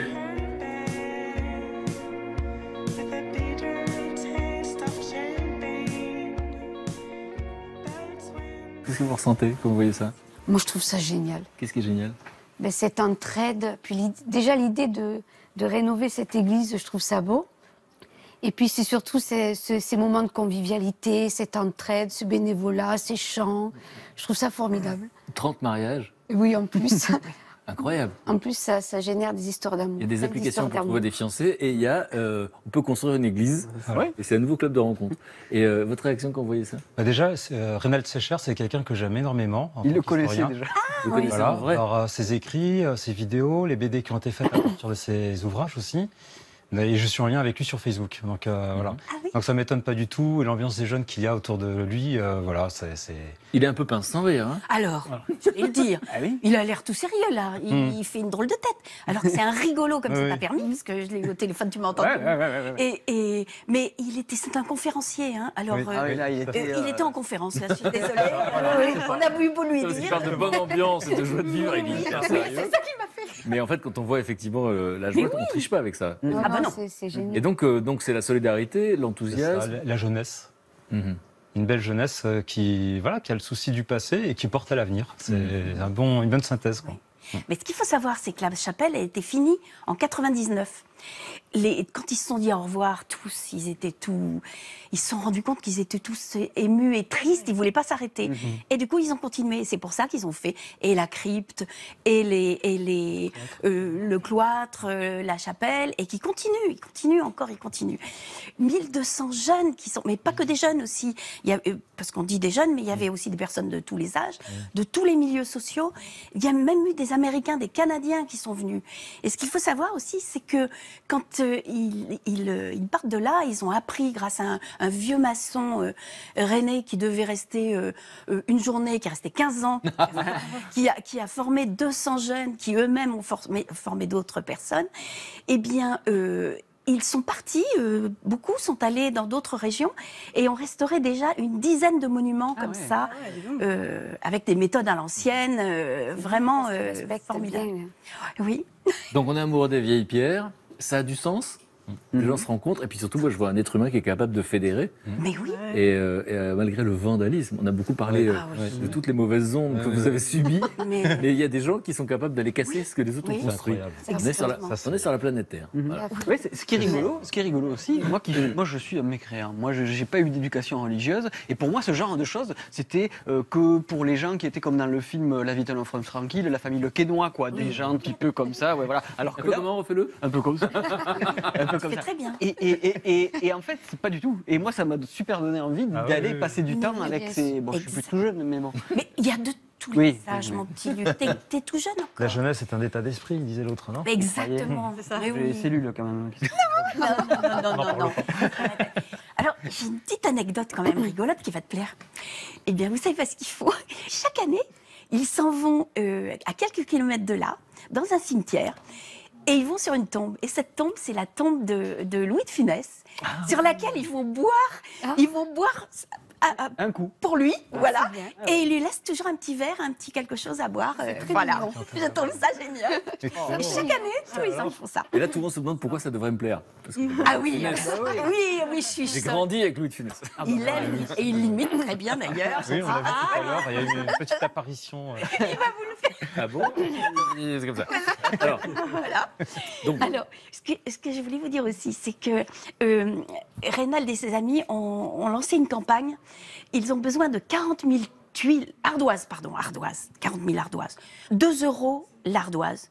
Alors, si on peut les aider, je ne sais pas si je dois dire ça, mais si on peut les aider, on va mettre leur site sur le site de France 2, 1001 vies.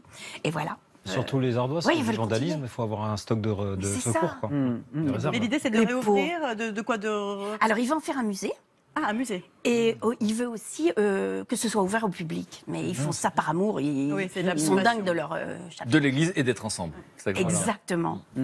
Alors Charlotte, tu nous as fait une petite promesse, tu nous as intrigués des manières insolites, incongrues. Le mot préféré de Brigitte, incongru. Voilà, ça surfe complètement sur l'idée de rétablir une église pour justement, par exemple, en faire un musée. Voilà. Petit rapide retour sur la loi. J'ai découvert ça, je trouve ça hyper intéressant. En 1905, les églises et l'État ont été séparés, donc ça vous devez le savoir. Et donc du coup, les édifices catholiques religieux donc, qui ont été construits avant 1905 sont à la charge de l'État. Ceux qui ont été construits après 1905 sont à la charge des communes. Des mairies, sauf qu'en fait, voilà. Sauf que donc une église, c'est le poste le plus important de dépenses pour une mairie, et c'est un gouffre financier. Alors, vous confirmez ? Ah, que ça coûte cher, oui. C'est souvent des gouffres financiers assez importants. Mais qu'est-ce qui coûte cher ? C'est l'entretien, la rénovation, en termes de maçonnerie, ou en termes de chauffage, en termes d'électricité, de sécurité, parce que même si ça appartient au diocèse, il y a quand même une mise aux normes au niveau sécurité. Je ne peux pas laisser passer ça. Il croit qu'on l'a pas entendu. J'ai dit, tu vois, ça coûte un vitrail. Non, mais en plus, il se croyait au Moyen-Âge. Il se croyait au Moyen-Âge. Eh, tu sais combien ça coûte un vitron? Vous ne pouvez pas laisser passer ça. Merci, Luc. Donc, je vous laisse continuer. On a donc il y a énormément de charges de fonctionnement, tout simplement, qui font que c'est très très lourd, quoi. Pour des grands diocèses comme Paris, bon, ça peut encore être gérable, mais pour des petits diocèses ruraux... Ah oui. Donc, du coup, il faut trouver des solutions. Voilà, mais du coup, voilà, vous en avez un petit peu parlé à l'instant. Il y a des églises que les maires décident de vendre. Et donc, le maire de Dinan a mis l'église du village en vente sur Internet aux enchères. Donc, au prix de départ de 163 500, avec une petite annonce, alors que moi, je trouve assez rigolote. Église, une pièce, 200 mètres carrés, proche de tout commerce. Très sympa. Voilà, il a de l'humour, le mec. Et donc, du coup, voilà, il y a eu une vente aux enchères. Ça n'a pas été vendu. Donc ça, c'est une vente, vous voyez, avec toute la petite annonce sur Internet. C'est assez saugrenu, pour le coup. Ah oui, c'est saugrenu.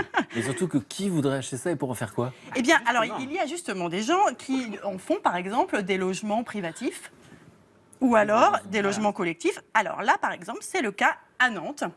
Il y a un architecte qui a réhabilité une église à Nantes pour en faire un logement privatif. Donc, il y a 708 mètres carrés, quasiment la moitié pour la pièce principale. Donc, l'habitation a été construite dans l'église. Dans l'église, voilà. Vous voyez bien. Je remercie aussi d'ailleurs l'architecture de collection de nous avoir donné ces jolies photos. Vous voyez, regardez l'escalier, il est magnifique. C'est vrai que c'est bien rénové, c'est vachement. On dirait qu'elle essaie de nous le vendre.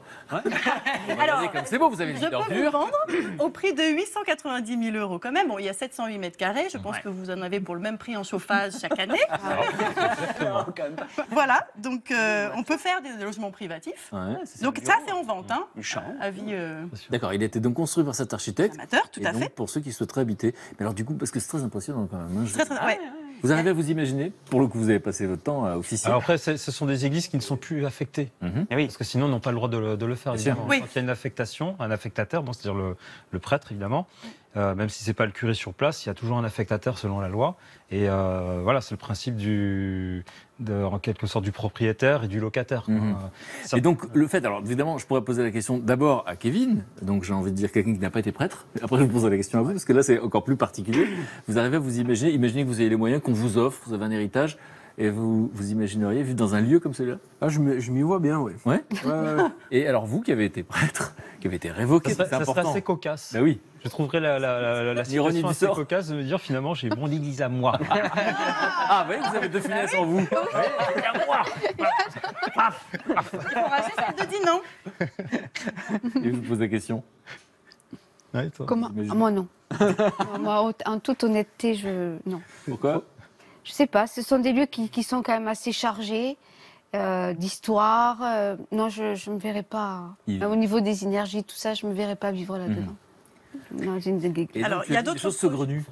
Ah oui, alors il y a un projet aussi qui est, voilà, ça c'est un ancien couvent à La Rochelle, des Ursulines, qui a abrité des religieuses pendant des années. Et pareil, il était en train de disparaître et il est réhabilité en ce moment pour être transformé en logement social pour les plus démunis.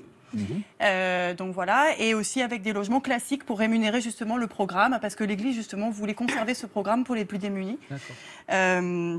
Donc voilà, alors ça on part un petit peu à l'étranger, parce qu'il y a beaucoup de projets à l'étranger aussi. Ça c'est un centre de la petite enfance par exemple, qui a été fait dans une église un peu plus moderne. Et c'est où? Au Canada, à Montréal. Voilà, ça ce sont des habitations, toujours au Canada par exemple. On a rajouté des fenêtres, parce que c'est ce que je n'osais pas dire tout à l'heure, c'est que des ça me vitraux. paraissait un peu sombre. Ben là ils en ont rajouté, on en voit. Là c'est derrière en fait, ils ont créé un bâtiment donc justement à l'arrière pour créer davantage de logements. Là, justement, ils l'ont... C'est à New York, ça? Non, toujours à Montréal. Et alors, c'est un centre hospitalier. Ils ont gardé l'église au centre du centre hospitalier, du coup. Et je trouve que le mélange de l'architecture du bâtisse avec le moderne, ça peut être une bonne idée aussi. Oui. Voilà. Alors là, celui-ci, il est un peu poussé. C'est en Espagne. Alors, un skatepark dans une église avec un... Donc on fait du skateboard. Ouais, il y a les rampes en bas là. Oui, on voit. Et il y a un artiste qui a refait tous les murs. C'est beau. Ça alors. Voilà, c'est très joli. Ça choque Brigitte. Ah oui, je crois que Brigitte, elle n'est pas d'accord. Ah oui. Voilà, c'est ça. J'ai passé 17 ans chez les bonnes sœurs, donc je suis un peu choquée quand on fait les guignols dans une... Et tu préférais que ça tombe en ruine? Ben non, mais je suis déchirée. Je suis déchirée, mais ça me choque un peu, ça. Je peux comprendre. Ah, moi, ça Parce que c'est vrai qu'on a tendance à vouloir que les lieux gardent un petit peu de leur histoire, de leur richesse. Voilà. Ça, je peux le comprendre. Et vous, Christophe? Ben, c'est vrai que je trouve qu'en soi c'est joli, mais quand on réalise que dans quel lieu c'est fait, c'est vrai que l'avantage des projets qui ont été présentés avant, me semble-t-il, c'est que quelque part ils gardaient quand même une part de leur vocation première, notamment par rapport à l'accueil des plus démunis, voilà, des choses comme ça. L'entraide. C'est social. Voilà, du social, tout à fait. Alors là, retenez votre souffle. Mon Dieu, arrête. Dernier projet et Satanas. Pas des rétros. Satanas. c'est encore plus surprenant.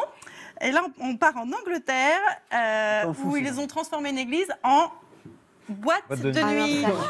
Alors ça, non, pas. Il y en a une aussi en Belgique. Non, non, non. Il y en a une Moi, à ça, New ça York. me choque. Ah, il y en a J'ai plusieurs. fêté mon anniversaire, je crois que c'était mes 23 ans. bravo. Dans une église. Tu ne la montres pas du coup, toi, tu veux pas la voir. C'est le Limelight. Non, je me souviens, il y avait une chanson de Madonna d'ailleurs cette année-là qu'ils n'arrêtaient pas de passer. Life is a mystery, un truc comme ça qui se passait en général. oui. Et donc c'était spécial. Hein.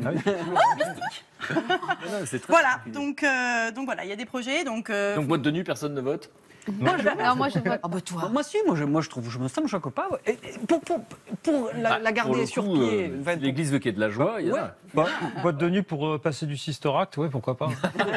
Voilà, c'est ça le compromis. Non mais voilà, la vraie question en fait, c'est doit-on perdre les églises, les voir Ou en faire des disparaître boîtes de nuit pour voilà. des choses extrêmes. Un vrai dilemme. Ou leur donner une deuxième vie, un vrai dilemme. Bon, merci beaucoup. Alors Luc, tu nous as parlé d'un papy de 91 ans. Ah oui. Un papy espagnol qui veut construire une cathédrale. Alors je vous amène moi en banlieue de Madrid pour rencontrer, alors on dit Justo, parce qu'il y a la Jota, hein, vous savez mieux que moi, vous êtes prêts.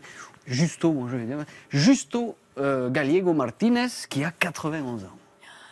D'accord, il vit 20 km à côté de Madrid. Et notre ami Justo, en fait, jeune, il est né en 1925, il se destinait à être moine. D'accord, il voulait rentrer dans les ordres et malheureusement, au début de ses études, eh bien, il est atteint de la tuberculose. Donc il tombe gravement malade. Là, il va dans un couvent, il est soigné par des bonnes sœurs, mais ça va durer 8 ans. 8 ans pour le soigner. Et là, il estime, il est très croyant bien sûr, et il estime que c'est un miracle. D'accord ? Et pour remercier la Vierge, parce qu'il est un adorateur de la Vierge, qui l'aurait soigné, eh bien, il décide, au début des années 60, allez, toc, je fais une cathédrale. Je me lance dans une cathédrale en hommage à la Vierge. Pas mal. Donc, une fois qu'il l'a dit, tout le monde a rigolé. Une fois qu'il l'a dit, tout le monde a rigolé. On l'a pris pour un fou. Et ben, je peux vous dire que depuis plus de 50 ans, tous les matins, il se lève à 6 heures, il est sur son chantier, du lundi au samedi. Tout seul de ses petites mains, il construit un édifice de maboule, si je puis me permettre. Et d'ailleurs, j'aimerais bien qu'on regarde un petit reportage qui illustre son modeste travail. Justo Gallego Martinez est un homme qui a de la suite dans les idées. Il y a 50 ans, il a fait une promesse au Seigneur. Cette promesse, la voici. Sans aucune formation d'architecte, sans fortune personnelle, depuis 50 ans, Justo construit seul une cathédrale. Faire des plans, cela ne sert à rien, c'est une perte de temps. Moi, je trace des lignes, des carrés, et ensuite je construis. Une coupole de 22 mètres de diamètre, une sacristie, un cloître. En tout, 8000 mètres carrés construits de briques et de brocs. Car Justo récupère tout. 80% des matériaux utilisés ici sont des dons. Tiens, c'est une entreprise qui appelle. Ils proposent de la moquette et ils veulent nous l'amener. Oui, c'est intéressant. D'accord. Vous pouvez amener votre camion. Justo, depuis un demi-siècle, est totalement obsédé par son projet, sa mission. Chaque jour, dès 6 heures du matin, il se met au travail, seul ou avec l'aide d'un ouvrier. Tour à tour, maçon, vitrier, charpentier, Justo est également sculpteur. 1, 2, 3... Ça, c'est Jésus, notre Seigneur. Et là-haut, il y a 40 plus 40, soit 80 statues. L'édifice attire chaque année des centaines de curieux. Ils sont cordialement invités à contribuer au financement des travaux. Dans son testament ne figure qu'un seul bien, sa cathédrale, qu'il a décidé d'offrir une fois terminée au diocèse de Madrid. extraordinaire. Ah oui. Magnifique. Ah oui. Très bonne sensation. Il me donne de l'émotion, cet homme, même si je connaissais cette histoire. Et de me dire qu'il sait très bien qu'il ne pourra pas finir. Et voilà, mais il sait qu'il restera là, enfin, si son vœu est exaucé, d'être enterré là. Et je me dis que ce type est un géant. C'est un géant. Tout le monde a pris pour un fou. Et en fait, c'est un peu ce qui vous est arrivé. C'est-à-dire qu'il y a eu tellement de gens qui étaient contre que vous avez fini par remercier tous ces gens. Ah oui. En disant, c'était un vérificateur de notre amour. Et donc, tous ces gens qui ont dit tu n'y arriveras pas, j'ai l'impression qu'ils l'ont motivé pour le reste de sa vie. Pour aller au bout, ouais. Pour aller au bout de son rêve. Là. Et il y a une forme de poésie assez incroyable. Ah, mais il est hyper touchant, en plus je le trouve beau. Oui, c'est vrai. Il a une sagesse, il est exceptionnel. Donc il nous dit quoi? Il nous dit tout est possible. Tout est possible. Oui, absolument. Et puis, c'est pas la cathédrale des Playmobil. Là. Non. C'est quand même un truc. Comment il a fait cette coupole? Il a fait tout ça. Alors, il a été un peu aidé parfois par son neveu et un assistant qui parfois vient l'aider. Mais globalement, il est tout le temps là, tout seul. Il fait tout ça. Et alors, moi, ce que j'adore, c'est qu'il était visionnaire. Avant l'heure, il était écolo, cet homme. Pourquoi? Parce que depuis le début, il construit ce bâtiment à l'aide de bidons d'essence, de vieilles tuiles et de vieilles briques de l'usine à côté qui sont de la récupération, des pots de peinture. Vous voyez, tous les piliers que vous voyez, mais la structure, c'est des pots de peinture. Il récupère tout ça. Et c'est de la récup, quoi. Et donc il fait visiter ça? Alors justement, il visite, c'est ouvert, c'est gratuit, on peut y aller, on peut aller voir. En revanche, c'est à vos risques et périls. Parce que il n'y a rien aux normes. Rien aux normes, voilà. Il n'y a rien aux normes. Alors il le met, il y avait une pancarte, non, je ne l'ai pas. Là on voit le matériau là, mais si y a un truc, c'est à vos risques et périls. C'est à vos risques et périls. Alors le ministère de la Culture qui a trouvé cette initiative quand même touchante et belle, comme nous, ils vont financer la sécurisation du bâtiment pour les visites, justement. Bon, extraordinaire. Voilà, ça, c'est récent. En fait. La sécurisation, oui, c'est récent parce que elle n'est pas faite encore. Parce qu'à l'époque, ils pensaient même après tout détruire. Ah oui, parce qu'en fait, il a construit ça. C'est un terrain qui était hérité de son père. Oui. Il a construit ça, lui, sans permis de construire. Ça, il a fait ça comme ça, quoi. Bah oui. Et alors, juste pour finir, je voulais vous parler d'une initiative qui est aussi en Espagne et qui, moi, m'a fait un petit peu rire. C'est vraiment pour rigoler. Ça, c'est à côté de Saragosse. Il y avait dans une chapelle un Christ qui avait été peint au 19e siècle dans le petit village de Borja. Et en fait, tout le monde n'a pas le talent de Justo pour pouvoir construire ou rénover, puisque une octogénaire, il était abîmé, ce Christ, on le voit bien, il y a des tailles. Et alors, une dame, une octogénaire sympathique, faisait un peu de peinture, elle s'est dit, je vais le rénover, je vais m'y atteler. Sauf qu'elle nous a fait une croûte. J'ai vécu une expérience similaire dans une de mes paroisses. C'est-à-dire une brave dame qui était persuadée qu'il fallait bien faire redorer tous les chandeliers, tous les trucs en or. C'est en or. Mais elle a tout badigeonné avec une abominable peinture mate dans couleur or empire. Mais tout, la bonne intention ne suffit pas. C'est ce que j'allais dire. Et oui. Non, mais c'est vrai que c'est pas réussi. On voit les...